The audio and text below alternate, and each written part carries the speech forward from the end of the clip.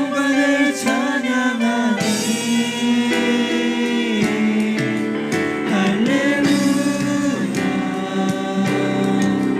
할렐루야 가장 높으신 주 그 영광을 찬양하니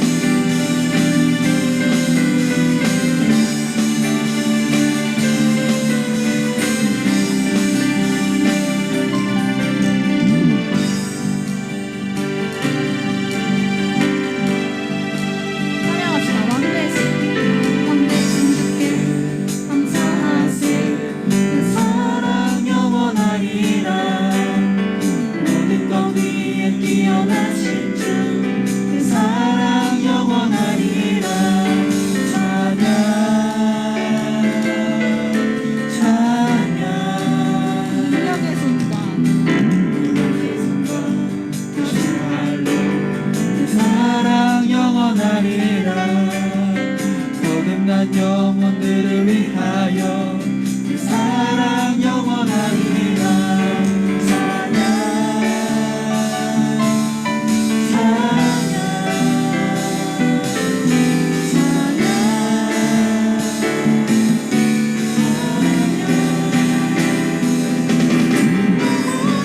신실하신 너희 하나님 영원히 함께하리 영원히 영원히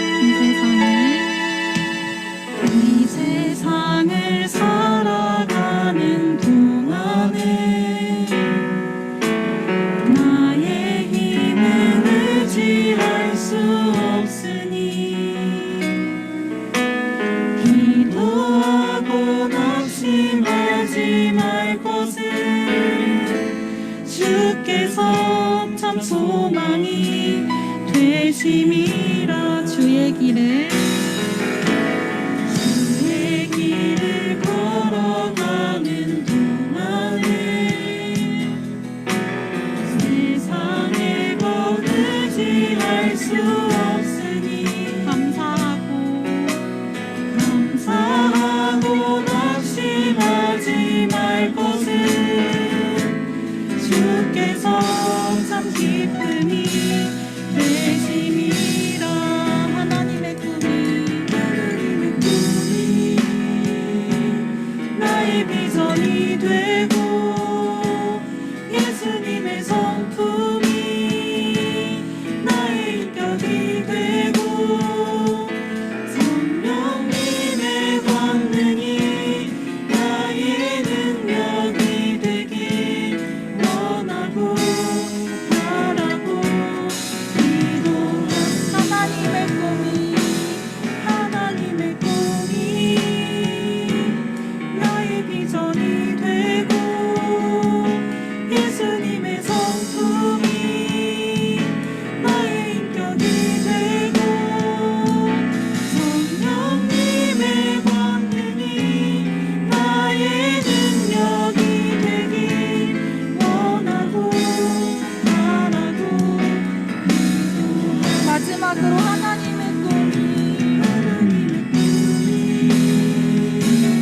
나의 비전이 되고 예수님의 성품이 나의 인격이 되고 성령님의 권능이 나의 능력이 되길 원하고 바라고 기도합니다.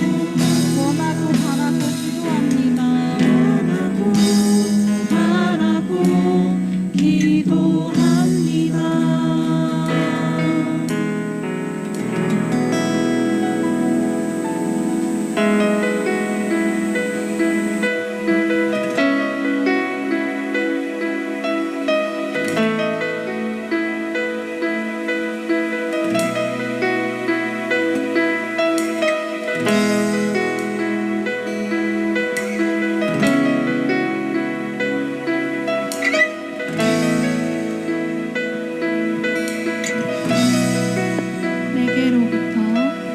내게로부터 눈을 들어 주를 보기 시작할 때 주의 일을 보겠네. 내 작은 맘 돌이키사 하늘을 꿈꾸게 하네. 주님을 볼 때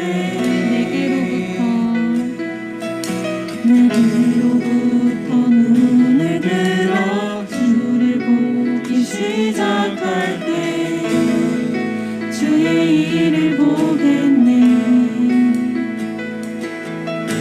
내 작은 맘 돌이키사 하늘을 꿈꾸게 하네. 주님을 볼 때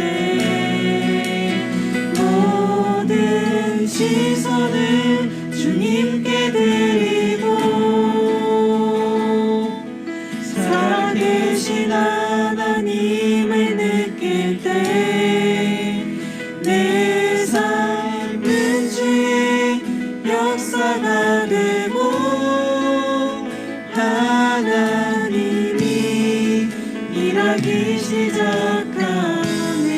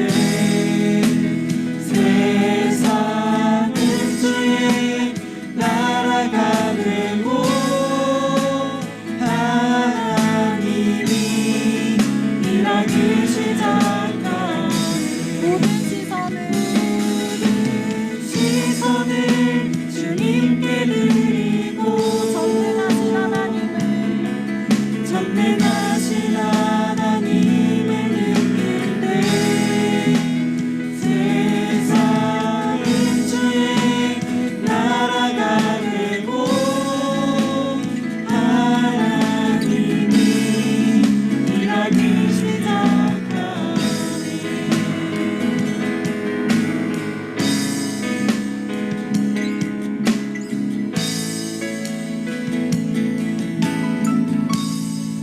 주님의 영광 임하네. 주 볼 때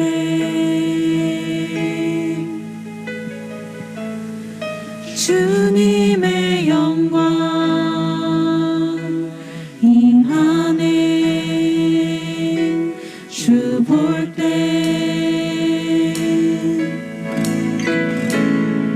주님의 영광 임하네. 주 볼 때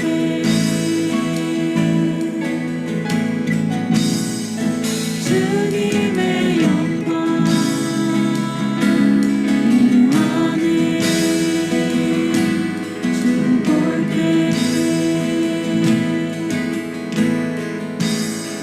주님의 영광 임하네. 주 볼 때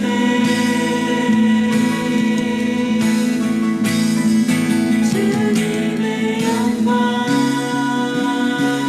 임하네. 주 볼 때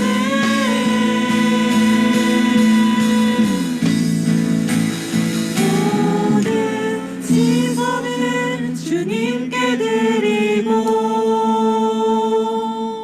살아계신 하나님을 느낄 때 내 삶은 주의 역사가 되고 하나님이 일하기 시작하는 모든 시선은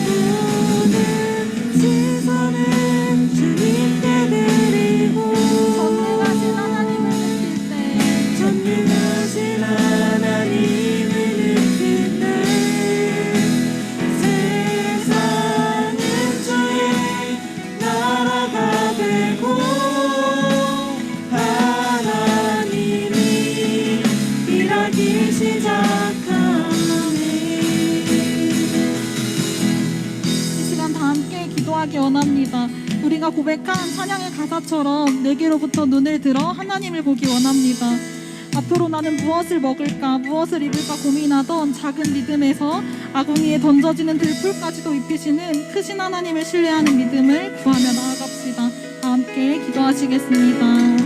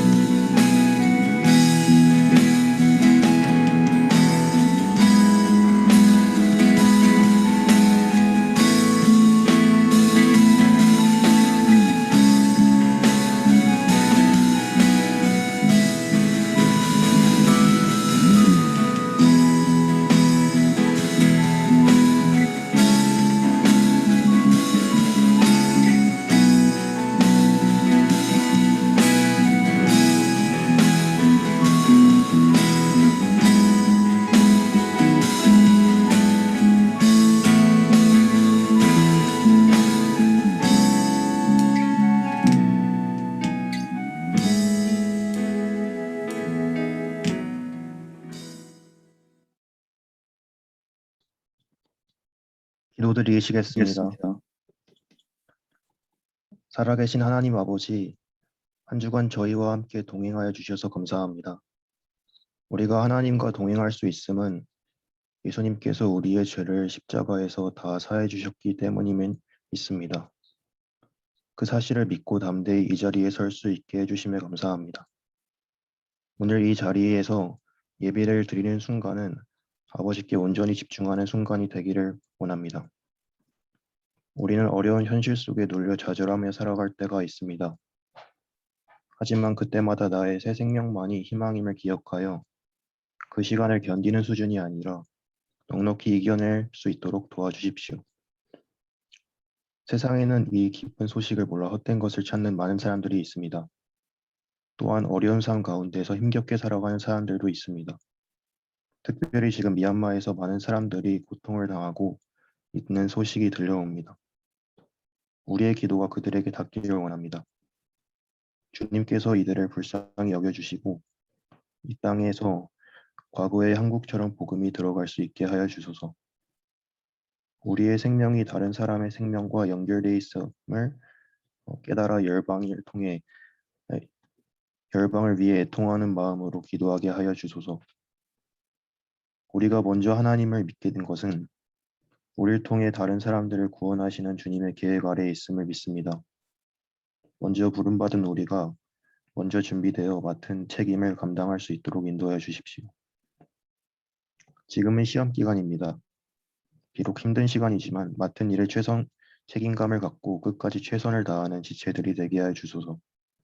또한 최선을 다했다면 결과로 인해 낙심하지 않는 저희 모두가 되게 하여 주소서.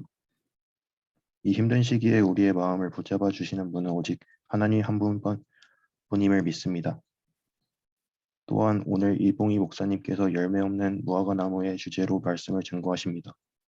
전달하시는 분은 말씀이 있는 그대로 선포하게 해주시고 듣는 저희는 그 말씀을 믿음으로 받아들일 수 있도록 하여 주소서.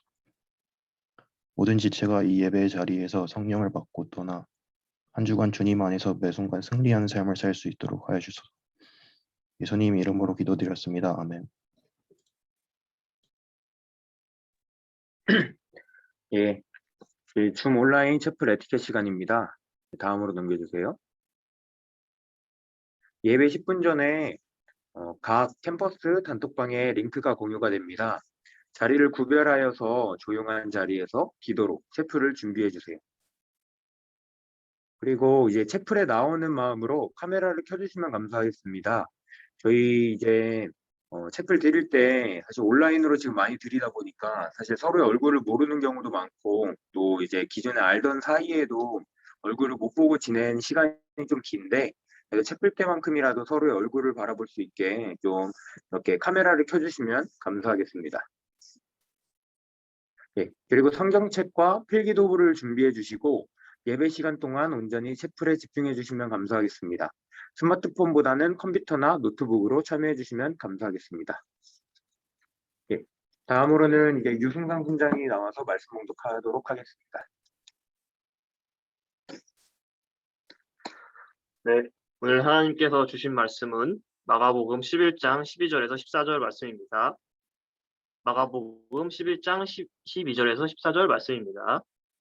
제가 봉독하도록 하겠습니다. 이튿날 그들이 베다니에서 나왔을 때 예수께서 시장하신지라 멀리서 잎사귀 있는 한 무화과 나무를 보시고 혹 그 나무에 무엇이 있을까 하여 가셨더니 가서 보신즉 잎사귀 외에 아무것도 없더라. 이는 무화과의 때가 아닙니다. 예수께서 나무에게 말씀하여 이르시되 이제부터 영원토록 사람이 내게서 열매를 따먹지 못하리라 하시니 제자들이 이를 듣더라. 아멘. 샬롬. 세상을 울리는 종소리 세종지구. 오늘 이봉희 목사님께서 열매 없는 무화과 나무라는 주제로 메시지를 전달해 주시겠습니다.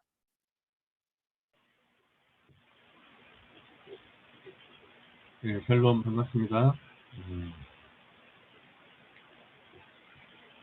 대부분 혼자 있나요? 우리 양 옆에 있는 우리 누가 있으면 한번 샬롬으로 한번 인사해볼까요? 샬롬. 화면이 대부분 꺼져 있어서 아마 우리 시험 기간에 찌들어 있는 모습을 보이고 싶지 않아서 다 떠났다고 생각을 하고, 그래도 화면을 좀 켤 수 있으면 함께 켜주시고, 우리 1학년들은 지나가다 봐도 모르겠어요. 뭐 마스크를 다 쓰고 있어가지고 또 우리 얼굴을 잘 못 봐서 아쉽습니다. 언젠가 우리 같이 한번 볼 날이 있겠죠. 그때 기대하면서 역장에서 삶을 잘 살아가는 시간들이 되었으면 좋겠습니다. 오늘 말씀은 지난주 수요일 큐티 말씀이었죠.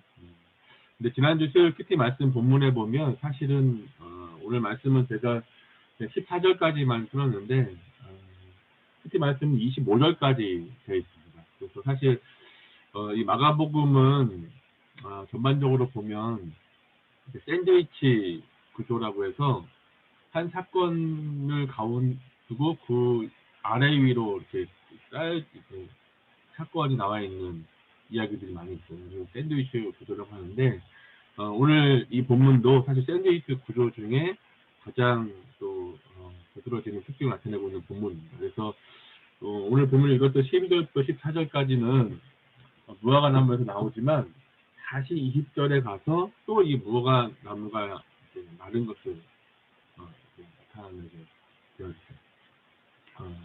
예수님이 행하신 이적을 우리가 좀 보다 보면 엄청나게 많은 일들을 행하셨어요.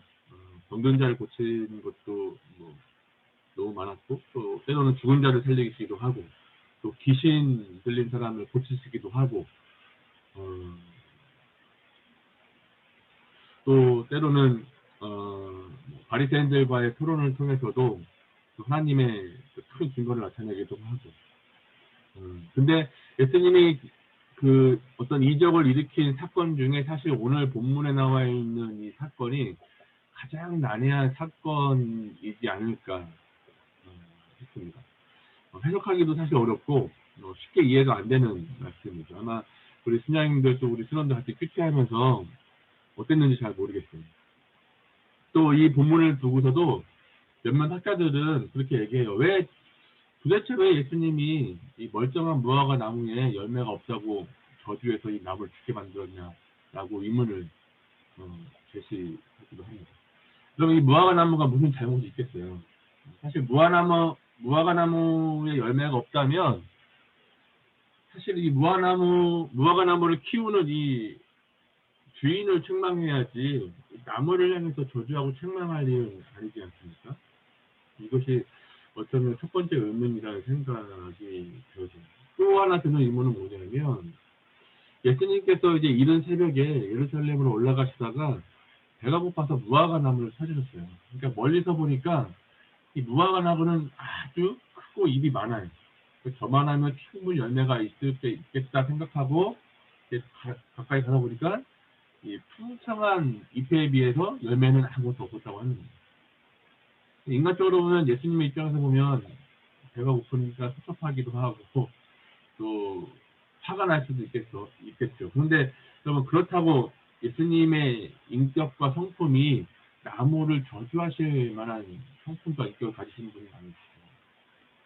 그러니까 예수님께서 이 따먹을 열매가 없다고 해서 이런 가혹한 심판을 하신다면 어쩌면 우리를 보면 우리가 이 세상에서 살아남을 사람은 아무도 없을 거라는 생각이 듭니다. 그러니까 사실 예수님은 생명을 소중하게 여기시는 분이시고 생명을 살리시는 분이시고 멀쩡한 나무를 오히려 수상케 하는 분 아니겠습니까? 그래서 이런 점에 있어서 사실 이 사건은 많은 문제를 안고 있다고 또 몇몇 학자들이 주장을 하는 것입니다. 근데 우리가 잊지 말아야 할 것이 있는데 뭐냐면 예수님이 하신 일은 반드시 뭐가 있냐면 하나님의 메시지가 있다는 거예요. 어떤 사건이든지 반드시 거기에는 하나님이 우리를 통해서 말씀하시는 어떤 의미가 있다고 하는 것입니다. 그래서 오늘 말씀을 통해서 주님이 우리에게 가르쳐 주려고 했던 메시지가 무엇이냐를 우리가 분명히 알아야 됩니다. 그래서 이 사건이 합리적이냐 불합리적이냐 이것이 이치에 맞냐 안 맞냐 이런 것을 물은 것이 아니에요. 예수님이 이 사건을 통해서 지금 이 시대를 살아가는 저와 여러분들에게 주시는 메시지가 무엇인가를 우리가 발견하고 또 우리를 돌아보고 성찰하고 온전한 하나님의 사람으로 살아갈 수 있도록 우리의 삶을 다시 한번 하나님 앞에 드려야된다고 합니다. 사실 이 사건이 어떤 사람은 신약에서 가장 해석하기 어려운 사건이라고도 이야기합니다. 무화과 나무를 저주하는 것도 사실 이해가 되지 않는데 예수님이 저주를 한다. 근데 그것도 이해가 되지 않는데 그 저주의 대상이 뭐예요? 사람도 아니고 동물도 아니고 식물이에요. 예수님의 성품과 전혀 어울리지 않는다고 하는 거예요. 예수님의 인생, 삶을 이렇게 쭉 보면 계속해서 사람들을 살리고 또 기적을 통해서 사람들을 살아나게 하는 그런 기적과 이적들을 많이 행하셨어요. 근데 예수님이 오늘은 정반대로 어쩌면 생명을 죽이는 파괴적인 기적을 지금 일으키고 있는 거예요. 뭐 어떤 성경에 보면 요한복음 아니죠? 공간복음에 보면 한 귀신 들린 사람이 있어서 예수님이 그 귀신 들린 사람을 고치면서 그 귀신을 어디에 들어가게 합니까? 돼지떼기에 들어가서 돼지떼가 다 못 살아나는 장면이 나옵니다. 근데 그것은 그 당시에 어떤 이 돼지떼를 키우고 있는 사람들, 또 유대인들, 또 이런 경제적인 가치보다 이 생명의 가치가 훨씬 더 소중하다고 하는 한 영혼이 살아나는 기적을 체험하는 사건이었죠. 근데 오늘의 예수님의 이 이적은 무화과 나무를 저주하고 그 나무가 그 다음날 어떻게 해요? 뿌리가 말라서 죽었죠. 어쩌면 예수님의 행동이 좀 과하다는 혹은 과격하다는 생각이 들기도 하지만 예수님이 이 본문을 통해서 우리에게 주는 분명한 메시지가 있다고 합니다. 우리가 이 본문을 먼저 좀 이 메시지를 알기 전에 이 무화과 나무의 우리가 특징을 좀 알아야 됩니다. 이 무화과 나무는 여러분 무화과 뭐가 보셨죠? 네, 이 무화과 나무는 열매가 여러 번 열려요. 알고 계셨나요? 무화과 나무는 열매가 한 번, 두 번 열리는 것이 아니라 어떤 거는 세 번, 네 번, 뭐 어떤 사람은 5번까지 열린다고 이렇게 주장하기도 합니다. 근데 이 무화과 나무는 첫 번째 열리는 그 나무의 시간이 언제냐면 바로 지금과 비슷한 시기예요. 3월부터 4월 요맘때쯤이 무화과 나무가 열리는 시기이기도 합니다. 그래서 우리가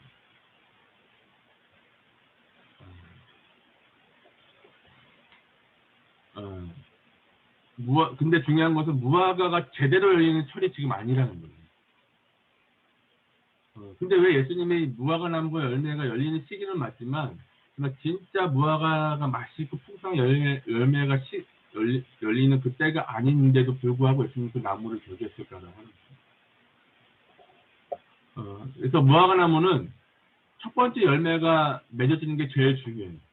근데 첫 번째 열매가 맺어지지 않고 그것을 따주지 않으면 그 다음에 열매가 열리지 않고 그 다음에 열매가 맛이 없다고 합니다. 그래서 이 첫 번째 열매는 아주 열매 크기도 작고 또 당도도 떨어져서 맛이 별로 없대요.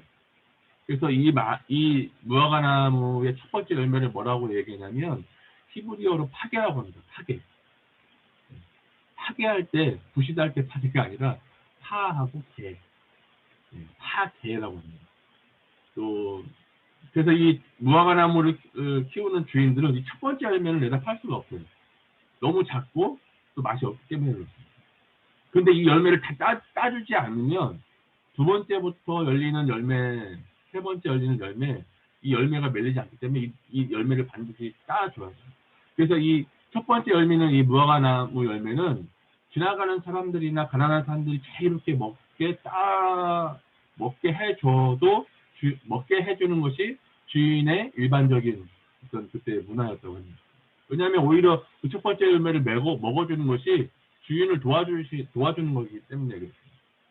그리고 이제 그 다음부터 열리는 열매를 뭐라고 하냐면 테나라고 합니다. 테나. 그 테나는 열매도 이제 크기도 커지고 당도도 좋고 그리고 맛이 있고 이것이 이제 두 번째 열리는 열매. 근데 이 무화과 나무는 열매를 내기 전에 먼저 하는 것이 뭐냐 하면 잎사귀를 내요. 잎사귀가 나면 열매가 있어요. 그러니까 다른 나무와 달리 잎사귀가 있으면 무화과 나무는 이미 열매를 가지고 있는 것이 그냥 당연한 상식이에요. 그래서 멀리서 예수님이 이 나무를 바라봤을 때, 아, 여기 지금 이제 배가 고프고 어쨌든 열매가 있겠다라고 갔는데 열매가 없는 거예요. 그리고 예수님이 지금 이 무화과 나무의 열매를 따먹으려고 하는 시기가 지금의 시기하고 바로 비슷합니다. 6월절, 직절, 사순절. 예수님이 지금 이제 막 고난을 앞둔 시기 아닙니까? 그러니까 지금보다 한 2, 3주 정도 전 됐겠죠. 근데 예수님은 무화과 나무에 다가가는 건 상식적인 기대인데, 근데 열매가 없었다는 거예요.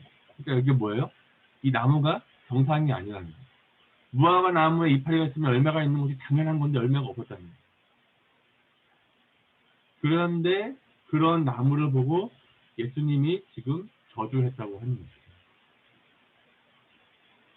자, 그러면 왜 예수님이 이것을 저주했고 이 기적을 통해서 예수님이 우리에게 하시는 메시지, 우리를 통해서 알게 하려고 하는 교훈이 뭔가를 우리가 알아야 된다고 합니다. 자, 본래 이 히브리 사람들은, 이 이스라엘 사람들은 좀 약간 특이한 행동을 통해서 어떤 메시지를 전달하는 습관을 좀 가지고 있습니다. 이것이 그 이스라엘 사람들의 어떤 어떤 것을 가르칠 때의 하나의 방법이었어요. 특이한 행동, 그것을 통해서 또 다른 누군가에게 분명한 메시지를 전달하는 것. 근데 그 메시지가 무엇이냐는 것이 굉장히 중요한 거예요. 성경에 보면 몇 가지 예가 나와 있습니다. 첫 번째는 뭐냐면 열왕기상에 보면 아히야라는 선지자가 있어요. 이 선지자가 이제 여로보암 앞에 서서 새 옷을 가지고 그 옷을 12조각으로 찢습니다. 찢은 다음에 10조각을 여로보암 왕에게 바쳐요. 이것도 어떤 의미가 있냐면 이제 이스라엘은 북이스라엘과 남유다로 갈라질 것이다. 그리고 북이스라엘은 10개의 지파가 따라할 것이다. 그리고 남유다에는 2개의 지파가 갈 것이다. 라고 하는 어떤 상징적인 메시지 전달이죠. 그래서 10조각을 여로보암 왕에게 바칠 때 당신에게는 10지파가 속할 것입니다. 이런 메시지를 전달하고 있는 겁니다. 그러니까 이런 메시지를 발견하고 아는 것이 굉장히 중요하겠죠. 또 하나 예레미야에 보면, 예레미야 27장에 보면 이 눈물의 선지자라고 불리는 예레미야가 하나님이 예레미야를 통해서 아주 이상한 행동을 명령합니다. 27장 1절과 2절에 보면 너는 줄과 칭칭 감은 줄을 내 목에다 얹고 그리고 거리를 돌아다녀라 이렇게 해요. 자, 목에다 줄을 칭칭 감고 멍에를 메고 거리를 돌아다녀. 그러니까 이거는 다시 말하면 목소리로 이것을 어떤 이스라엘의 어떤 지금 죄와 잘못을 선포하는 것보다 더 커다란 메시지를 전달하고 있는 것입니다. 뭐예요? 자, 예레미야 선지자가 나는 이렇게 줄을 칭칭 감고 멍에를 메고 노예처럼 걷고 있습니다. 우리 민족이 이제 얼마 있다가 이렇게 될 것입니다. 우리 민족이 이스라엘이 바벨론에게 끌려가고 포로로 잡혀갈 거예요. 우리 민족은 노예가 될 것입니다. 이렇게 선포하고 있는 것입니다. 그런 메시지를 전달하고 있는 거죠. 자, 그러면 예수님이 지금 오늘 본문에 무화과 나무를 보고 저주하셨다. 이 사건을 통해서 우리에게 어떤 메시지를 전달하고 있는 겁니까? 자, 오늘 그것을 한번 말씀드리는데, 자, 11절에 보니까 예수님께서 예루살렘 성전에 들어가시고 모든 것을 보시고 날이 저물고 12제자를 데리시고 다시 어디로 가세요? 베다니로 나갔어요. 그러니까 예수님은 십자가를 지기 위해서 예루살렘에 입성한 다음에 가장 먼저 어디를 들어가셨냐면 성전에 갑니다. 성전에 가보니까 지금 어떤 상태예요? 오늘 본문 15절부터 오늘 읽지 않았지만 15절부터 본문이 나오는데 거기는 아주 쉽게 얘기하면 예수님이 강도의 소굴로 변해버린 것을 목격하고 거기를 향해서 이 성전에 있는 사람들 다 흩어버리고 그리고 다 둘러엎고 있습니다. 예수님이 얼마나 마음이 아팠어요. 여러분, 성전이 어떤 곳이에요? 하나님이 계시는 곳이에요. 하나님을 예배하는 곳이에요. 하나님께서는 솔로몬이 예루살렘 성전을 건축했을 때 내 이름이 거기 있으리라, 내 눈과 마음이 항상 거기 있으리라 이렇게 말씀하셨어요. 근데 이 하나님의 거룩하신 이름이 지금 이스라엘 사람들이 하나님의 이름을 빙자해서 하나님의 성전을 더럽히고 질밥히고 있는 거예요. 그것도 누가요? 제사장이라는 사람들. 얼마나 예수님이 기가 막혔어요. 그러니까 예수님이 참고 어떻게 해요? 그래서 오늘 본문에서는 다시 베다니로 11절에 보면 돌아가시는 거예요. 아마 예수님이 이 베다니로 다시 돌아가서 밤새 아마 성전이 그렇게 더럽혀지고 짓밟혀지는 것을 보고 아마 예수님이 굉장히 아파하셨을 거라는 생각이 들어요. 그리고 다시 그 다음날 예루살렘으로 올라오시죠. 그리고 오늘 이 본문의 사건이 일어납니다.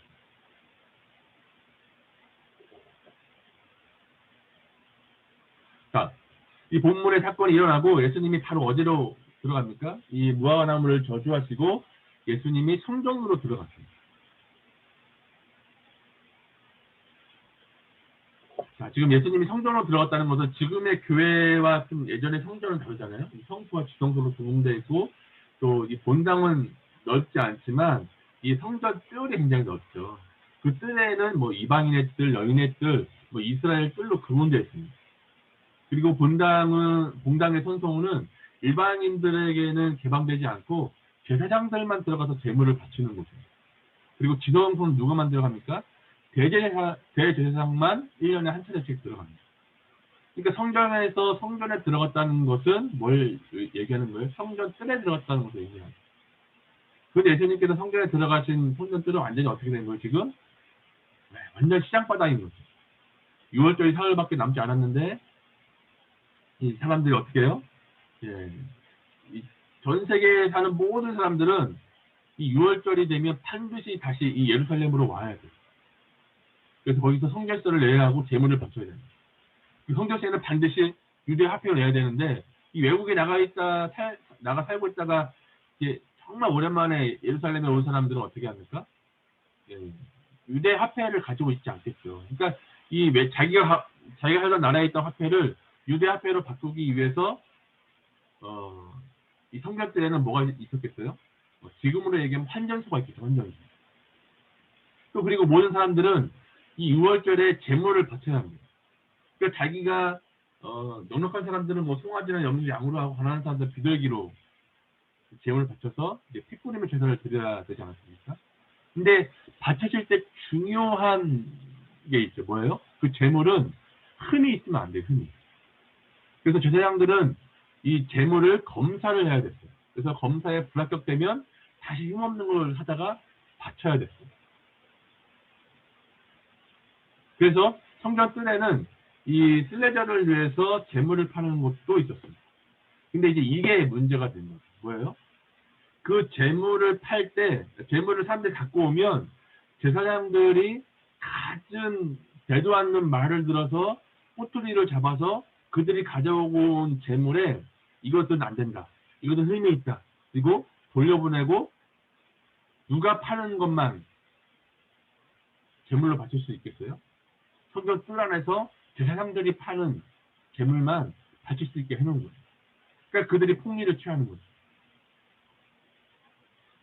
환전하면서도 이 횡포가 심한 거죠. 수수료를 받아도 뭐 조금 받는 게 아니라 완전히 뭐 예를 들어서 뭐 지금 10,000원 바꾸면 뭐 수수료를 5,000원씩 받는 뭐 이런 수준의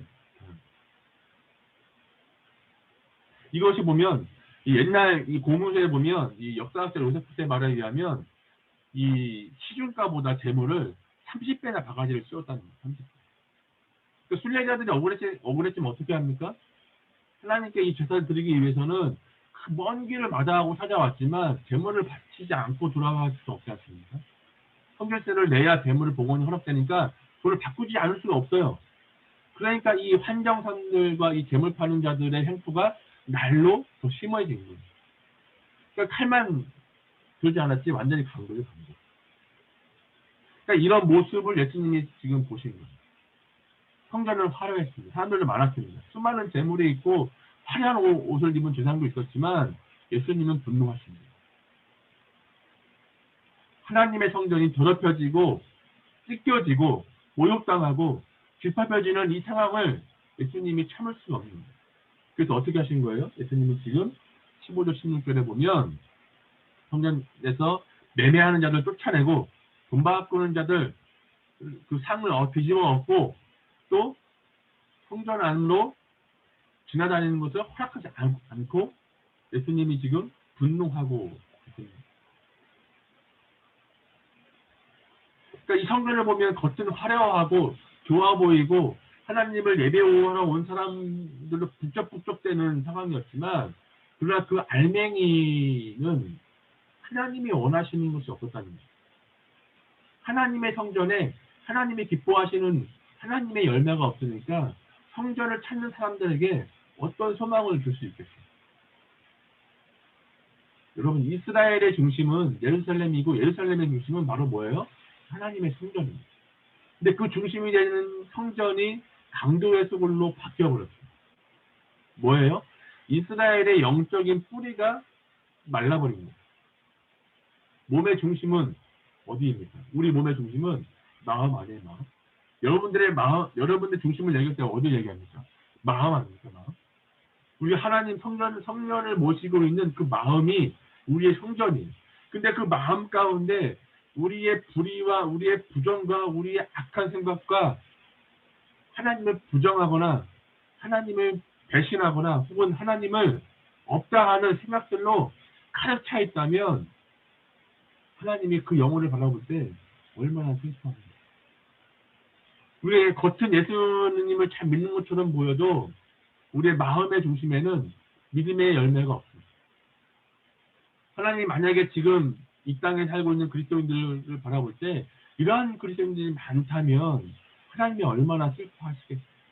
하나님이 지금 이 예루살렘을 향해서 이제부터 영원토록 사람이 내게서 열매를 따먹지 못하리라 이렇게 말씀합니다. 자, 여러분, 우리 안에 신앙의 열매가 있습니까? 어떠한 신앙의 열매가 있습니까? 여러분, 아마도 모태신앙이 많죠. 예전에는 제가 이런 질문을 할 때 대부분 한번 손을 좀 들어보라고 하는데 아마 모태신앙이 많은 걸로 알고 있어요. 여러분 어떻습니까?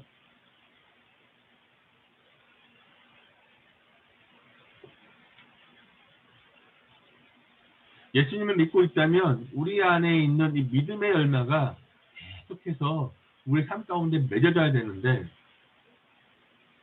사실 우리가 그 열매를 맺지 못하고 있는 것을 보게 됩니다.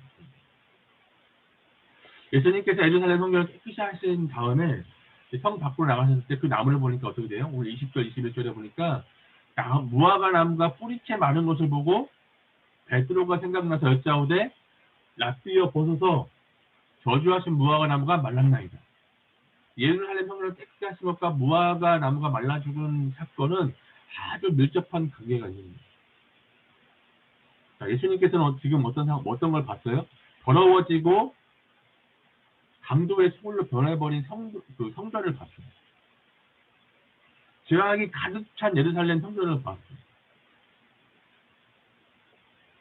그런 성전에 수많은 사람들이 정말 기대하고 예루살렘으로 성전으로 모여드는 것을 보입니다.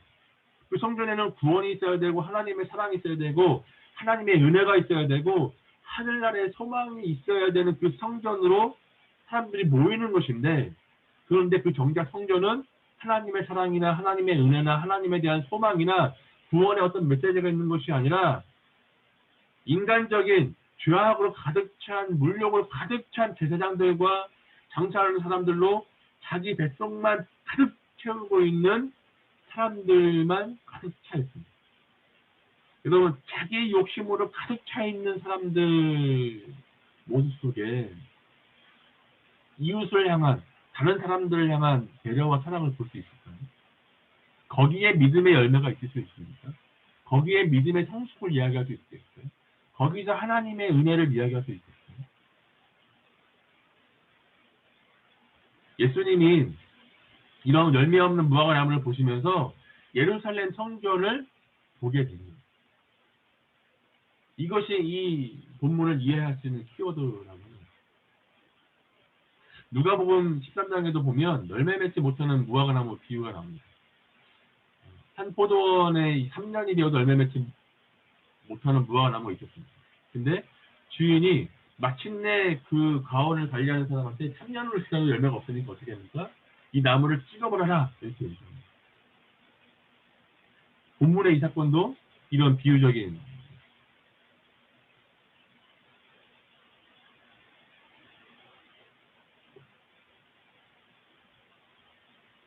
자, 이 무화과나무는 또 잎만 무성한 무화과나무였다고 예수님이 말씀하고 있습니다. 잎이 무성한 것은 어떤 의미가 있냐면 사실은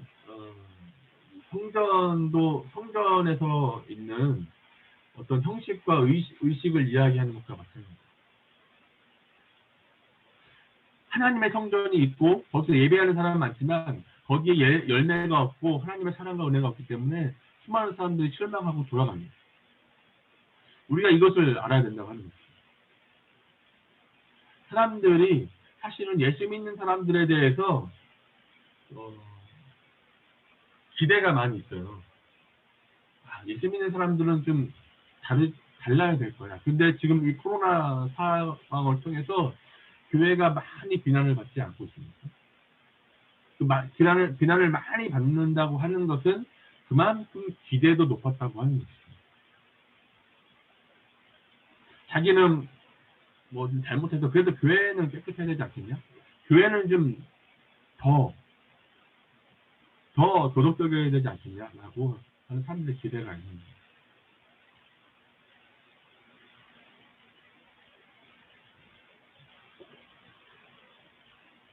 예수님이 요한복음에서 이렇게 얘기하죠. 예수님을 예배할 때 어떻게 예배하라고 얘기합니까?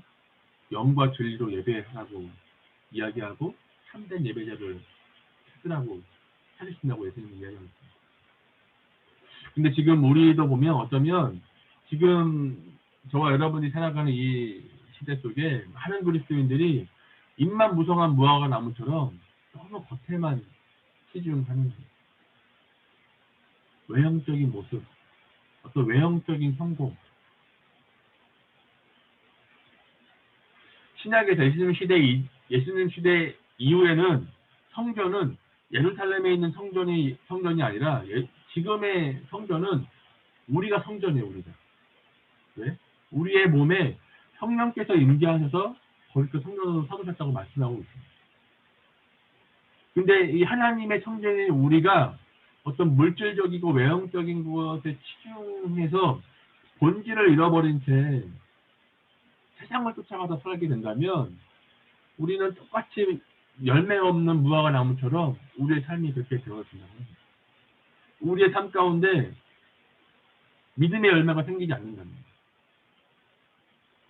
그래서 17절에 보면 예수님이 뭐라고 말씀하십니까? 내 집은 만민이 기도하는 집이다. 성전은 어떤 곳이에요?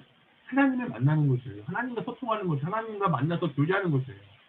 하나님의 거기에 임재하시고 하나님이 거기에게 하나님의 사람들을 하나님의 백성들에게 말씀하시고 하나님의 사람들에게 이야기하십니다.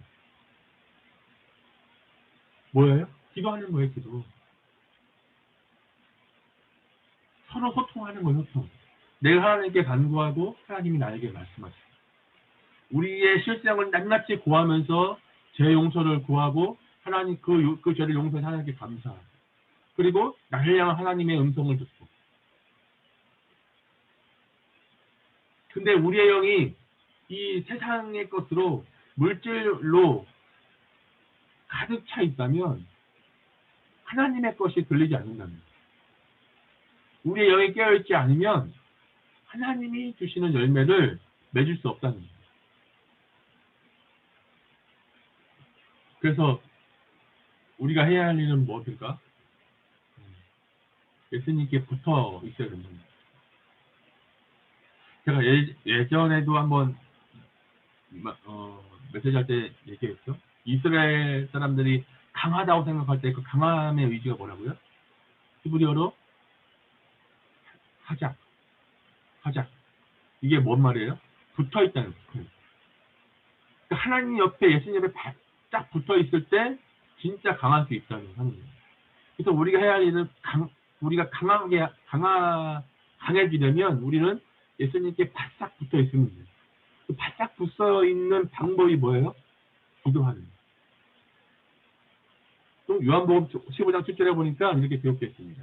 너희가 내 안에 거하고 내 말이 너희 안에 거하면 무엇이든지 원하는 대로 구하라. 그리하면 이루리라. 8절에 보니까 너희가 열매를 많이 맺으면 내 아버지께서 영광을 받으실 것이요 너희는 내 제자가 되리라. 그러니까 너희가 내 안에 거하고 내 말이 너희 안에 거하면 이것이 강할 수 있는 비결이라고 합니다. 여러분 지금 시험 기간이죠. 시험 기간에 우리의 삶이 좀 피폐해지지 않습니까? 안 쓰는 모자도 많이 쓰고 다니고 또 우리의 영혼이 막 피폐해지고 또 시험이라는 핑계로 하나님께 기도하거나 그 말씀 보는 것이 차선이 되어버리고 근데 우리는 정말 중요한 것을 먼저 할 수 있는 지혜로운 사람들이 되었으면 좋겠어요.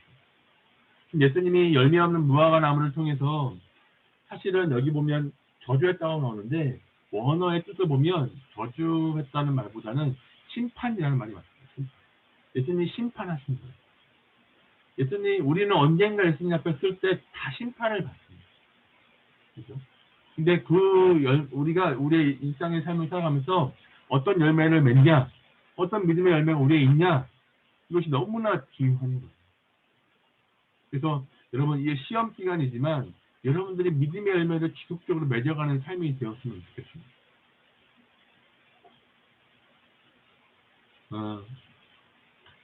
믿음의 열매를 통해서 하나님이 기뻐하시는 삶으로 우리의 삶이 드려져야 합니다.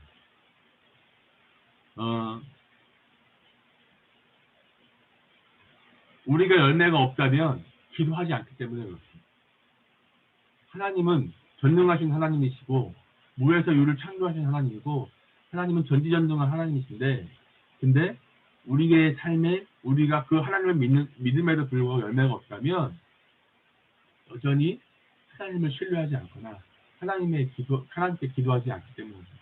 그래서 오늘 여러분 21절의 말씀에 보면 베드로가 생각이 나서 어쩌고 랍비에 보면서 저 좋아하신 무화과나무가 말랐습니다. 얘기하니까 예수님이 대답이 뭡니까? 대답이 뭐예요? 대답이 약간 앞뒤가 안 맞는 것처럼 그렇지만 뭐라고 얘기할까요? 예수님이 하나님을 믿으라 이렇게 얘기했어요. 그리고 구하라. 쉽게 얘기하면 기도하라 이거예요. 하나님을 믿고 기도하라 이거예요. 근데 수많은 지금 사람들이 예수님을 믿는다 하면서도 그냥 말로만 믿지 믿고 기도하고 그리고 하나님의 사람으로서의 삶을 살지 않는 것을 보게 되어집니다. 자, 우리의 믿음의 열매는 어디서부터 시작되어집니까?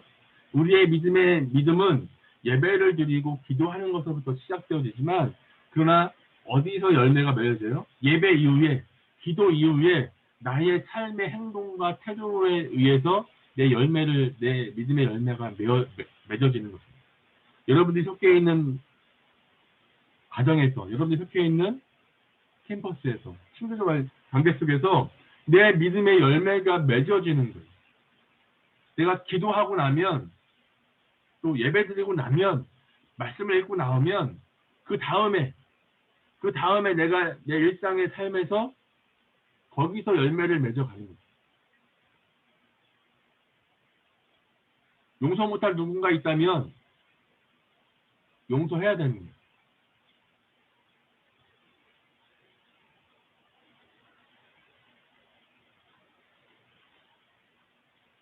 여러분들은 어떻습니까? 여러분들의 믿음은 지금 오늘 이 순간 혹은 오늘 하루의 삶 가운데 여전히 믿음의 열매를 맺어가고 있습니까? 내가 예배를 열심히 드렸어요. 기도했어요. 또 큐티를 했어요. 근데 내 삶의 열매는 믿음의 열매를 맺지 못해요. 자, 우리가 예배를 잘 드려요. 찬양도 잘해요. 메시지도 잘 듣고 메시지 중에 딴짓하는 사람도 있지만 우리가 알고 있는 이런 어떤 기독교의 종교적인 형식에 잘 적응하고 있어요. 근데 예배드리고 뭐 찬양하고 기도하고 이런 것도 어떻게 보면 다 형식일 수 있어요. 예배를 드리는 건 굉장히 중요합니다. 근데 더 중요한 것은 뭐냐면 예배를 드렸기 때문에 내 삶이 어떻게 달라지느냐. 내가 얼마나 예배를 잘 드렸냐 중요하지만 내가 예배를 얼마나 많이 했느냐, 기도를 얼마나 많이 했느냐, 말씀을 얼마나 많이 읽었느냐 중요할 수 있지만 더 중요한 것은 뭐냐면 예배가 딱 끝나고 나가면서 내 마음의 중심과 태도가 어떻게 달라져 있느냐. 기도를 하고 나서 누군가를 대했을 때 내 마음의 태도가 얼마나 달라져 있느냐. 이것이 우리의 믿음의 열매를 결정한다고 합니다. 제가 예전에 아주 어렸을 때 제가 이제 중학교부터 교회를 다녔거든요.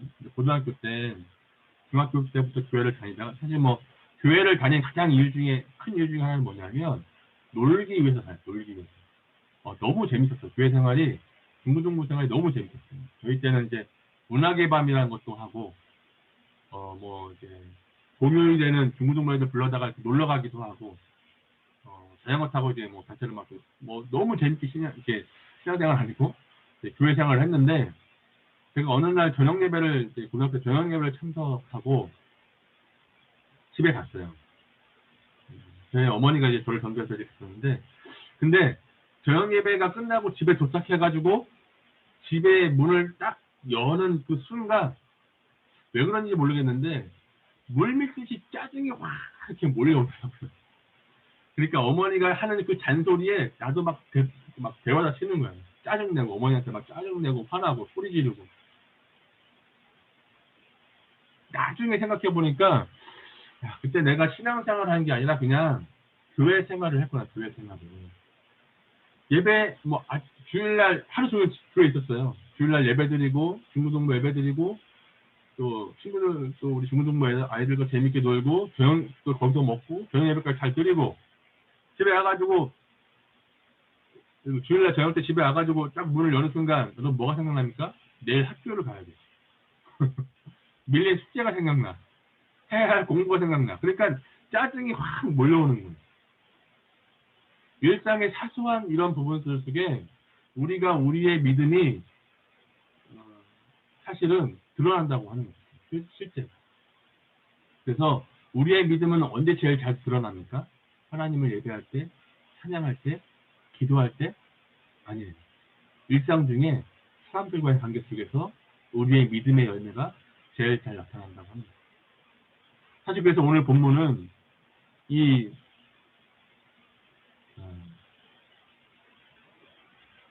이스라엘, 이 하나님을 믿고 하나님의 선민 백성이라고 하는 이스라엘, 축복받은 이스라엘이라고 하지만 실상 그 겉은 너무 화려하고 겉은 너무 하나님을 사랑하고 겉은 너무 하나님을 섬기는 것처럼 보이지만 그 알맹이 속에는 전혀 하나님을 얻고 형식만 가득하고 물질과 세상적인 욕심만 가득 찬 이스라엘 백성들을 향해서 하나님이 말씀하고 있는 것이기도 하지만 사실 예수님을 믿는다고 하면서 오늘날 우리가 우리의 마음속에 어떤 물욕과 세상적인 욕심으로 가득 차 있는 우리의 모습을 하나님이 지적하는 것이라는 거예요. 지난주 저희 중고등부 예배 제가 이제 메시지를 했었는데, 우리 메시지를 하는데, 메시지 하기 전에 그 찬양 중에 그 찬양을 하더라고요. 나의 만족과 유익을 위해 버려야 했던 모든 날들, 또 내 것들, 이 찬양이 여러분 아시죠?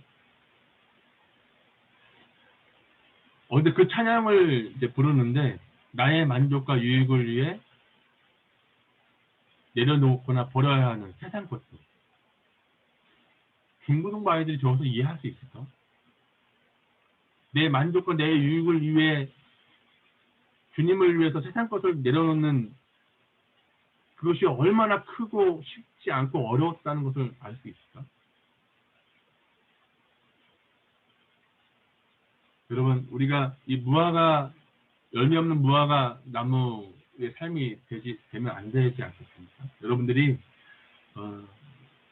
지금 시험 기간이죠. 사실 시험 기간에 되면 이제 예배하러 오는 인원들이 많이 줄죠. 그죠? 또 믿음의 어떤 하나님과의 교제하는 시간들도 많이 줄어가고. 근데 우리가 정말 중요한 것을 먼저 지키고 먼저 행하고 그것을 통해서 힘을 얻고 그리고 하나님의 사람으로 믿음의 열매가 맺어가는 그러한 삶이 되어졌으면 좋겠습니다. 우리 시험 기간 중에 또 시험을 봐야 되기 때문에 공부도 열심히 해야 되고 또 이제 뭐 코로나에서 과제를 또 많이 내기도 하잖아요. 지난번에 카페 가니까 자리가 없더라고요. 과제도 열심히 해야 되지만 그러나 먼저 주님 앞에 이 열매 없는 무화과 나무가 되지 않도록 하기 위해서 풍성한 나뭇잎처럼 풍성한 열매가 우리 안에 있는 사랑하는 모든 신앙인들이 되었으면 좋겠습니다. 주님이 우리에게 기대하시는 열매가 있습니다. 주님이 오늘 오셔서 여러분들에게 혹은 저에게 열매를 찾는다면 여러분들은 어떤 열매를 이야기하시겠습니까? 여러분 모두가 하나님의 뜻 앞에 여러분들을 내어놓고 또 하나님이 주시는 진정한 열매, 풍성한 열매, 또 생명의 열매, 영혼의 열매, 성숙의 열매를 맺어가는 이 봄이 되었으면 좋겠습니다. 그리고 예수님의 진정한 제자들로 성장하고 성숙하는 여러분들이 되기를 주님의 이름으로 축복합니다. 기도하겠습니다. 살아계신 하나님 아버지, 하나님의 성전을 강도의 숯불로 만들어버린 제사장들과 이스라엘 백성들의 모습을 보면서 우리의 모습을 돌아봅니다. 하나님, 우리가 하나님을 믿는다 하면서 하나님을 신뢰하지 못하거나 또 우리의 마음속에 성경 삼고 계신 성령님을 통해 하나님의 뜻이, 하나님의 기뻐하는 것이 우리의 마음 가운데 가득해야 되는데 세상적인 욕심이나 세상적인 성공의 어떤 양역이 우리 속에 가득 있다면 다시 한번 우리를 돌아보고 하나님의 뜻이 나의 삶 가운데 이루어질 수 있도록 하나님께 우리의 삶을 내어드리는 훈련을 하는 우리 사랑하는 모든 신장들, 수능들이 되어질 수 있도록 주님이 함께해 주시는 인도해 주시옵소서. 그리하여 믿음의 열매를 순간순간 삶에서 맺어가는 귀하고 복된 믿음의 삶이 되어질 수 있도록 주님이 인도하여 주시옵소서. 감사합니다. 이 모든 말씀 우리 주 예수 그리스도의 이름으로 기도합니다. 아멘.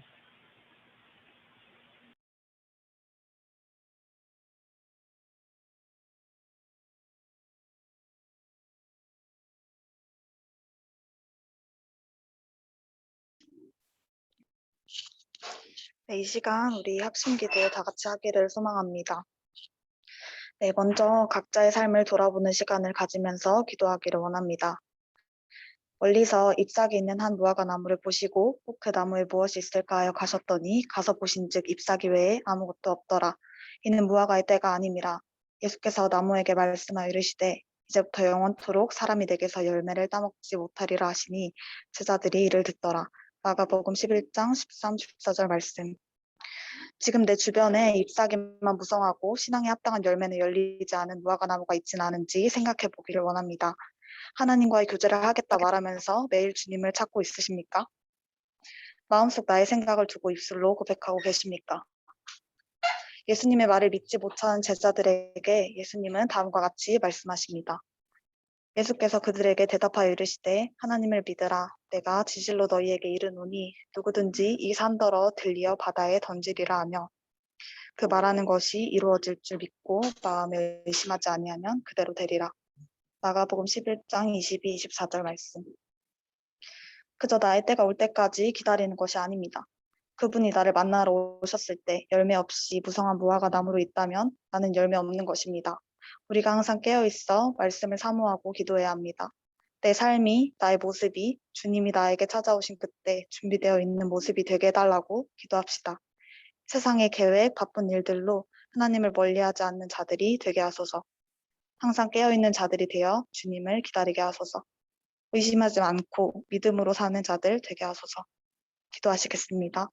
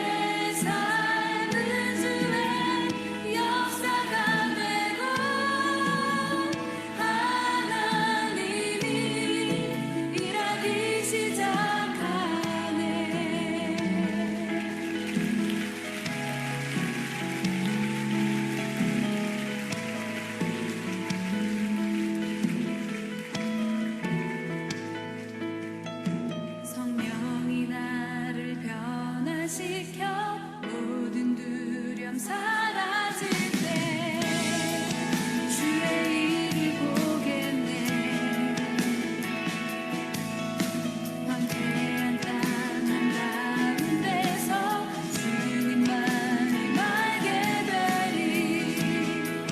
주님을 볼 때 모든 시선을 주님께 드리고 살아계신 하나님을 느낄 때 내 삶은 주의 역사가 되고 하나님이 일하기 시작하네. 모든 시선을 주님께 드리고 살아계신 하나님을 느낄 때 내 삶은 주의 역사가 되고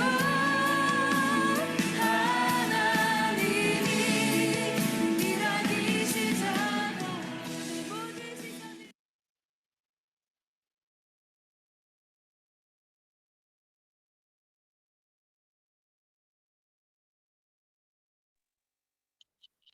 다음으로 이번엔 순장님들을 위한 기도를 하기를 원합니다. 세종지구의 고대 홍대 순장님들 가운데 믿음이 굳게 서기를 소망합니다. 학업과 사역에 바쁘고 시험 기간으로 하나님과의 교제가 너무나도 멀어지기 쉬운 시기입니다. 순원들과의 순모임을 준비하고 공동체에서 섬기는 순장님들을 위해서 함께 기도합시다. 순원들은 자신의 엄마 아빠 순장님들을 위해 또한 함께 기도했으면 좋겠습니다.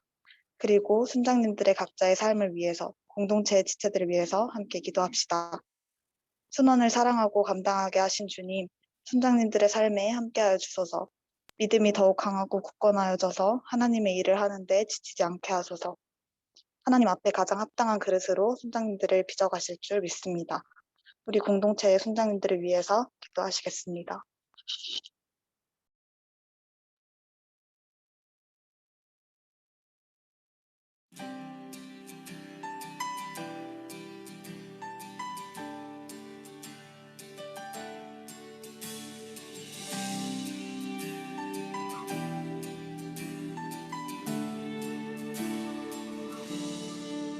가장 높은 곳에서 가장 낮은 곳으로 찾아오셨네.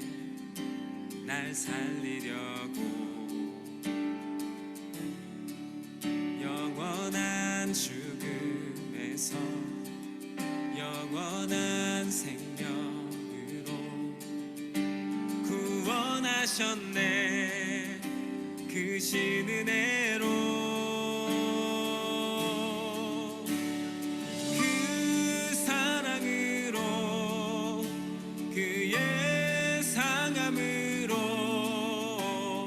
나의 영혼 죄사함 받았네.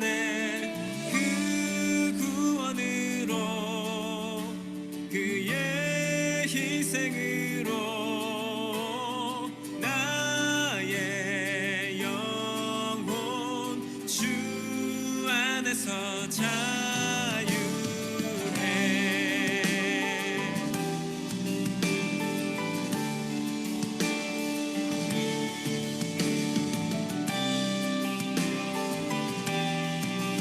함께 찬양할까요? 가장 높은 곳에서 가장 높은 곳에서 가장 낮은 곳으로 찾아오셨네. 날 살리려고 영원한 죽음에서 영원한 생명으로 구원하셨네.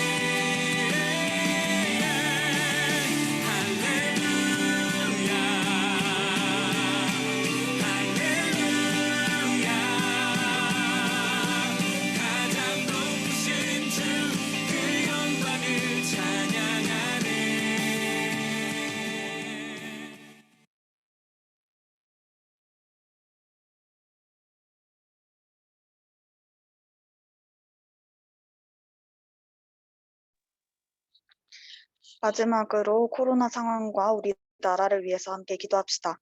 이제는 절대 끝나지 않을 것 같은 코로나19 바이러스가 너무도 많은 이들을 지치게 만들고 있습니다. 이 가운데 코로나 백신으로 인한 문제가 지속해서 발생하면서 국민들의 백신 접종 또한 쉽지 않은 상황입니다. 정치, 외교, 경제의 모든 부분이 합하여져 안전한 코로나 백신을 확보하게 하소서. 백신으로 인한 부작용이 없게 하시고 접종이 원활하고 안전하게 이루어져서 이 코로나 사태가 속히 안정화되고 두려움 또한 사라지게 하소서. 또한 이 나라의 대통령과 정치, 사회 각 기관의 지도자들 또한 하나님을 경외하는 자들이 되기를 원합니다. 하나님께서 보시기에 가장 좋은 나라가 되게 하소서. 우리 나라를 위해서 함께 기도하시겠습니다.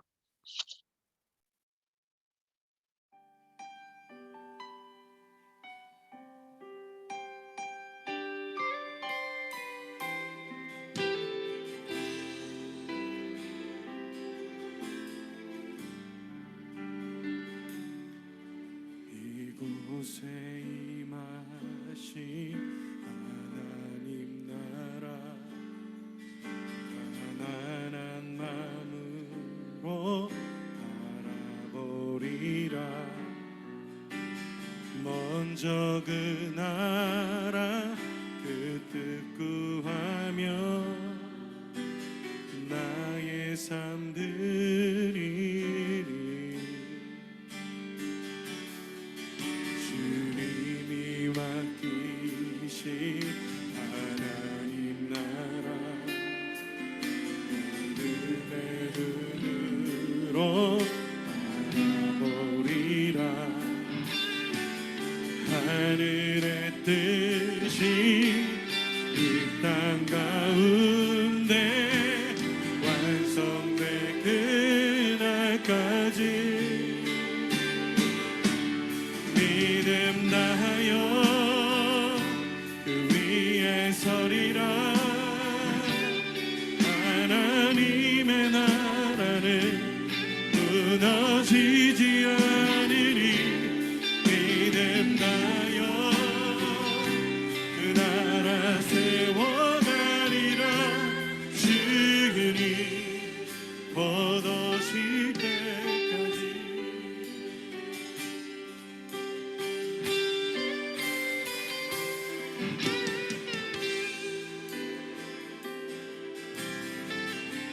이곳에 임하신 하나님 나라 가난한 마음으로 바라보리라. 먼저 그 나라 그 뜻 구하며 나의 삶 드리리. 주님이 맡기신 하나님 나라 믿음의 눈으로 바라보리라. 하늘의 뜻이 이 땅 가운데 완성될 그날까지 믿음 다하여 그 위에 서리라. 하나님의 나라는 무너지지 않으리. 믿음 다하여 그 나라 세워가리라. 주님 우리에게 맡기신 자리에서 우리가 믿음으로 서겠습니다.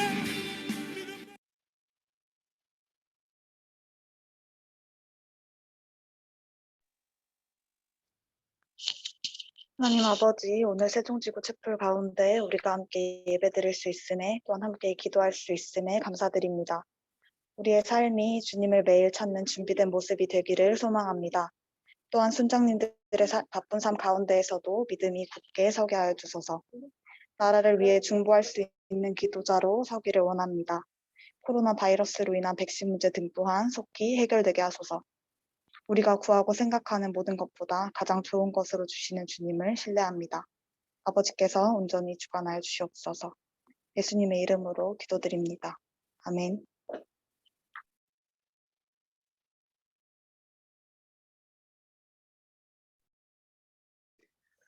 네, 저희 이제 나의 모습, 나의 소유 찬양하시면서 봉헌하시겠습니다.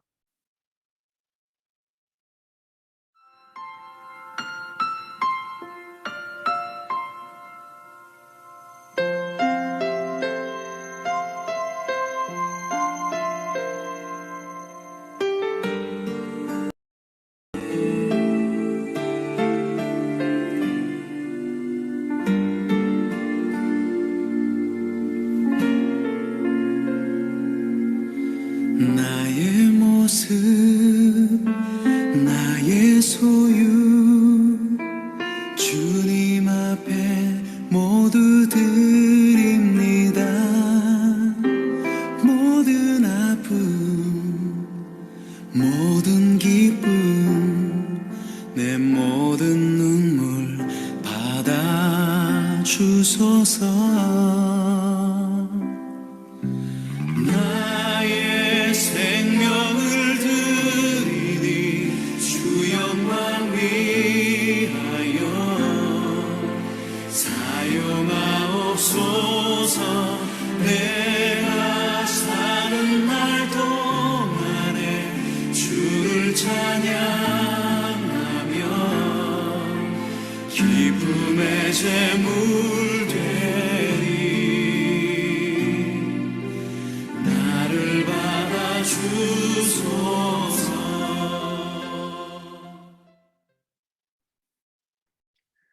네, 기도드리겠습니다. 하나님 아버지, 오늘도 시간과 장소를 구별하여 온라인으로 모여 예배를 드리게 하심 감사드립니다. 한 주를 살면서 주님을 잊고 살아가는 저희의 모습을 회개합니다. 잠에 못 이겨 피곤하다고 할 일이 많다고 주님과 함께하는 시간을 미루던 저희의 모습을 보고 안타까워하실 주님의 마음을 알고 힘든 일이나 어려운 일이 있을 때는 물론 언제나 주님 앞으로 나와 주님을 찾는 저희가 되게 하여 주세요. 출애굽기 35장 21절 마음이 감동된 모든 자와 자원하는 모든 자가 와서 회막을 짓기 위하여 그 속에서 쓸 모든 것을 위하여 거룩한 옷을 위하여 예물을 가져다가 여호와께 드렸으니 저희가 가진 것의 일부를 주님께 드립니다. 물질의 양이나 겉으로 보여지는 것을 의식해서 드리는 예물이 되지 않게 하시고 하나님께서 저희 마음에 주시는 감동으로 주님의 일에 쓸 모든 것을 위해 기쁘게 드리는 예물이 될 수 있도록 해주세요. 또한 이 예물이 쓰여지는 곳마다 하나님의 영광이 드러나게 해주세요. 학교 생활 가운데 시험 기간입니다. 뭔가 마음이 지친 자들을 보살펴 주시고 위로하여 주세요. 또한 공부하는 데 있어서 수많은 유혹 가운데 지켜주시고 지혜를 주셔서 주님과 함께 이겨낼 수 있도록 하여 주세요. 한 학기의 반이 지났습니다. 그동안 저희가 살아온 날들을 보며 주님과 동행하는 삶을 살았는지 주님이 없는 삶을 보내지는 않았는지 되돌아볼 수 있도록 하여 주시고 하루하루를 주님과의 소통으로 쌓아올리는 저희가 되게 하여 주세요. 감사드리며 이 모든 것 사랑이 넘치시는 예수 그리스도의 이름으로 기도드렸습니다. 아멘.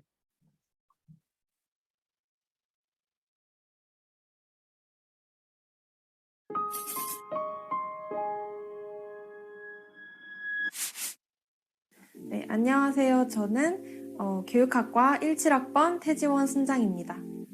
제가 평소에 빵을 자주 먹는데 또 제가 소화를 잘 못해요. 그래가지고 약간 건강하게 빵을 먹을 수 있는 방법이 뭐가 있을까 찾다가 비건 베이킹이라는 걸 발견해가지고 좀 집에서 하나, 두 개씩 만들어 보고 있습니다. 근데 먹어봤는데 그래가지고 이제 좀 흥미가 좀 떨어져가지고 약간 좀 사 먹어야겠다 이런 생각을 좀. 나에겐 누군가가 필요해. 고등학교 때 되게 친구들 사이에서 그 무리에 이렇게 속해가지고 되게 안정감을 많이 느끼고 또 소속감을 느끼고 싶어 해가지고 좀 무리해서까지 좀 그 친구들이 좋아할 만한 모습으로 저를 막 포장하면서 살았던 것 같아요. 근데 어쨌든 결국에는 그 친구들 사이에서 저에게 완전한 안정감을 줄 수는 없잖아요. 그러다 보니까 막 계속 소진이 되고 좀 더 공허해지고 이러면서 더 좀 외로움을 많이 느꼈던 것 같아요. 제 친한 친구가 저한테도 엄청 전도를 했어요. 제가 이렇게 좀 밀어내는데도 불구하고 여름 수련회를 가자고 하는 거예요. 더 이상하게 생각을 했죠. 분명 이러는 데는 좀 이유가 있을 거라는 조금의 어떤 마음이 조금 있어가지고 그 여름 수련회를 같이 가게 됐고, 거기서 저녁 집회 첫날에는 제가 적응을 잘 못했어요. 빨간 팻말에 막 예수 그리스도 이런 거 외치는 시간에 너무 무서워가지고 약간 진짜 집에 가고 싶다 이런 생각을 좀 하다가 그 친구를 이제 밤에 만나서 나 오늘 이제 집에 가겠다 이랬는데, 그 친구가 너무 간절하게 막 눈시울이 막 빨개지면서 진짜 지원아, 하나님 진짜 있어, 하나님 안아달라고 기도를 해보면 안 될까? 이래가지고 둘째 날 저녁 집회 때 오늘은 그냥 좀 기도를 해보자 이런 생각이 들어서, 기도하는 거 어떻게 하는지 몰랐지만 약간 두 손을 모으고 앉아서 하나님이 있으면은 진짜 저를 만나주시고 무서움을 좀 없애주세요 이런 기도를 했던 것 같아요. 제가 너무 울고 있었더라고요. 저도 몰랐는데 눈물이 멈추고 제 안에 엄청난 평안함이 딱 들어가지고, 하나님이 어떤 분이시고 그리고 나를 얼마나 사랑하는지 조금 느끼게 된 것 같아요. 하루하루 좀 더 하나님을 알아가면서 수련회를 보냈던 것 같아요. 나에겐 레디가 필요해.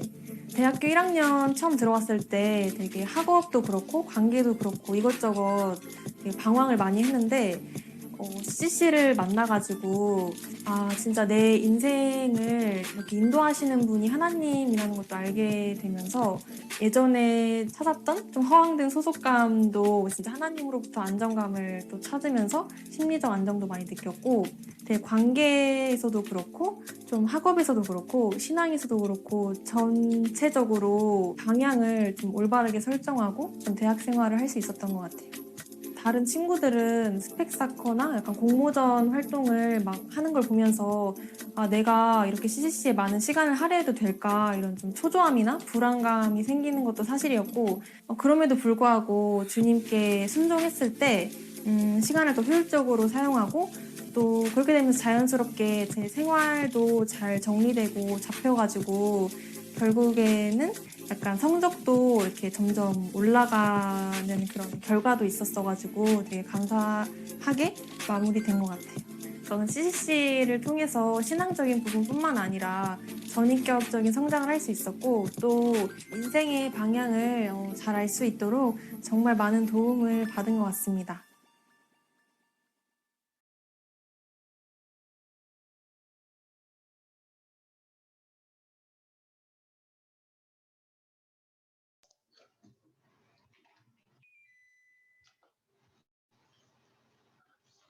안녕하세요, 여러분. 저는 이번 학기 광고를 맡은 고대 1호학번 김용산 선장이라고 합니다. 먼저 오늘 나오신 여러분을 서로 축복하는 시간 가지도록 할 건데요. 모두 서로를 위해 축복성 불러주시면 감사하겠습니다.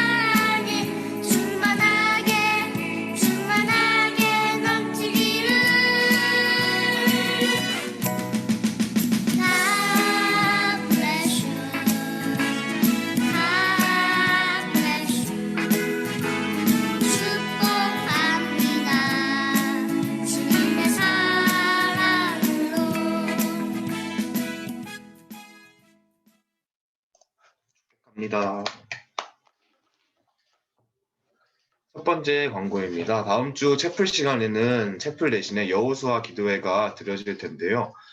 여호수아 기도회를 하는 목적에 대해서 알려드릴게요. 다음 페이지 넘어가 주세요. 여호수아 기도회는 여름 수련회가 주 목적이에요. 여름 수련회에 기도 운동을 일으키고 참석자들이 수련회에 대한 동기부여를 받아서 캠퍼스에서 홍보하고 또 동원이 되게 하려고 여호수아 기도회 개최하는데 많이 참여해 주셔서 같이 여름 수련회를 위해서 기도해 주셨으면 좋겠습니다. 다음으로 넘어가 주세요. 두 번째는 온라인 선교 광고인데 온라인 선교가 7월 5일부터 7월 9일 아직 예정이에요. 지금 상황이 좀 좋지 않아서 계속 변동되고 있는데 아직은 예정이지만 7월 5일부터 7월 9일에 온라인 선교가 예정되어 있고 장소는 줌으로 되어집니다. 대상은 라오스 비엔티안 지역 대학생을 대상으로 선교를 하려고 하고 회비는 10만 원으로 이것도 아직 예정입니다. 그리고 모집 인원이 10명이고 1차 모임은 5월 둘째 주에 예정되어 있습니다. 그리고 아직 모집 인원이 6명까지밖에 안 돼 있어서 4명이 신청돼야 하는데 이게 또 지금 신청 안 하시면 나중에 10명 꽉 찼을 때 가고 싶어도 못 가게 될 수도 있어요. 그러니까 빨리 신청해 주시고 이 온라인 선교할 때 어떤 프로그램이 진행되냐면 한국 요리를 만드는 거나 한국어 강의 아니면 공연을 통해서 친구들을 사귀고 복음을 전하는 그런 프로그램들이 준비되어 있으니까 재밌게 잘 할 수 있을 거예요. 많이 참여해 주시고 다음으로 넘어가 주세요. 아까 말씀드렸다시피 모집은 5월 13일까지 진행되고 10명 충족 시에 조기 마감될 수도 있습니다. 그러니까 저기 보이는 신청서 링크 들어가셔서 많이 참여 부탁드리고 빨리 참여해 주세요. 하고 싶으신 분들. 세 번째로는 찬양순 광고인데 찬양순은 수요일 저녁 8시에 진행되고 있고 여자 싱어분과 건반을 추가 모집하고 있다고 해요. 관심 있으신 분들은 고대 오주영 순장님한테 연락 주시면은 면접 보시고 들어가실 수 있습니다. 다음으로 넘어가 주세요. 다음은 축구순 광고입니다. 화요일 저녁 10시에 진행되고 김재근 순장님한테 연락 주시면 축구순 들어가셔서 재밌게 운동도 하고 재밌는 시간 가질 수 있으니 많이 참여해 주세요. 다음 광고 넘어가 주세요. 다음은 미디어순 광고입니다. 세종지구 SNS 사역에 전반적으로 담당하고 있는 순인데 관심 있으신 분들은 민지현 순장님한테 연락 주시면 들어가실 수 있습니다. 다음 넘어가 주세요. 6번째는 캠퍼스 모임입니다. 촛불 끝나고 캠퍼스 모임이 준비되어 있으니 모두 많이 참여해 주세요. 감사합니다. 네, 안녕하세요, 여러분. 오늘도 오랜만인가? 저번주 캠퍼스 채플이었지? 예, 오랜만에 나왔습니다. 예, 총순장으로 섬기고 있는 홍익대학교 1사학번 황준하 순장입니다. 황준하 감사합니다. 네, 저도 사랑합니다. 네, 저희 이제 시험 기간인데 많이 바쁘고 분주할 거라고 생각이 들어요. 아마 많이 피곤 가운데 살아가고 있지 않을까. 그래서 마지막까지 힘내시고 꼭 승리하시는 여러분이 되기를 바라고, 또 다음 주는 이게 특별히 여호수아 기도회로 이제 채플이 들어지게 되는데 이제 본부에서 이제 찬양부터 해서 이제 메시지까지 해서 이렇게 본부에서 지원되는 이제 영상을 통해서 우리가 이제 예배를 드려지게 돼요.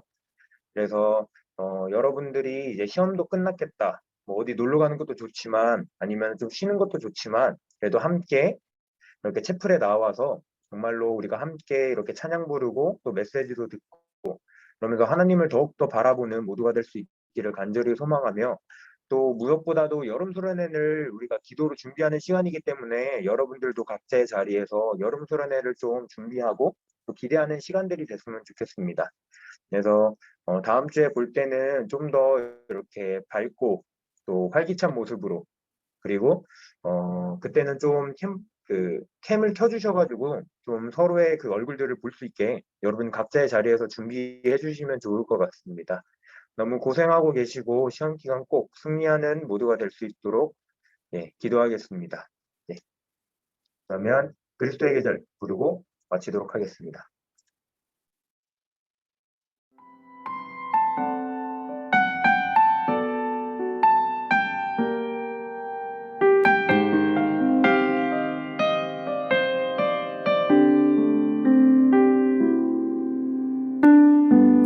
민족의 가슴마다 피 묻은 그리스도를 심어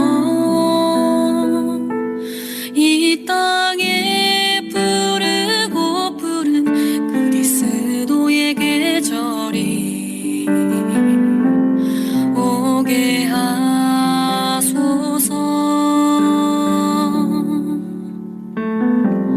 오게 하소서.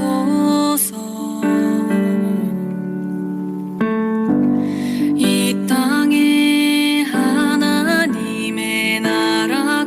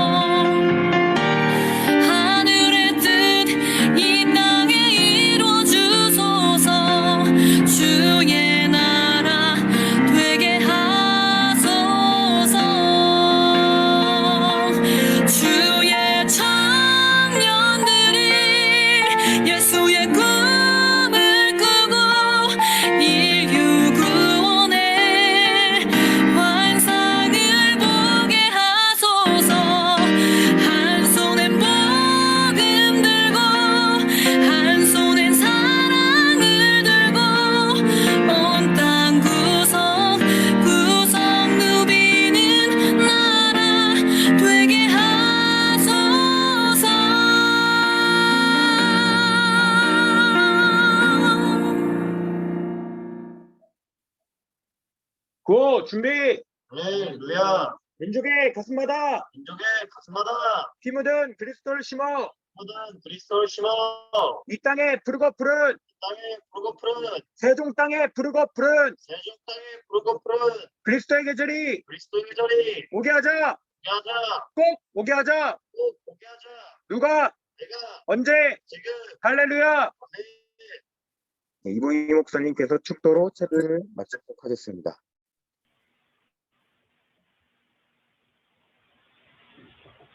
네, 축도하겠습니다. 지금은 우리 죄를 위해서 십자가에서 죽으시고 부활하신 예수 그리스도의 은혜와 하나님 아버지의 크고 놀라우신 사랑과 성령님의 감동, 감화, 교통 충만하심이 캠퍼스에서, 가정에서, 자신이 속한 모든 곳에서 하나님을 믿고 기도하며 풍성한 믿음의 열매를 맺어가고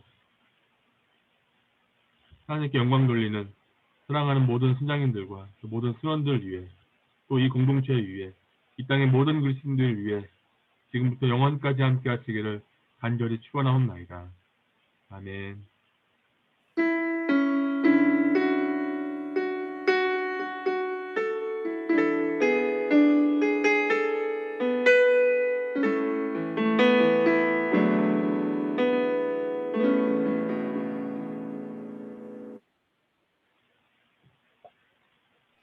네, 셰프를 모두 마쳤습니다. 네, 각자 캠퍼스 단톡방에 공유되는 줌 링크로 들어가 주셔서 캠퍼스 모임 진행해 주시면 됩니다. 감사합니다.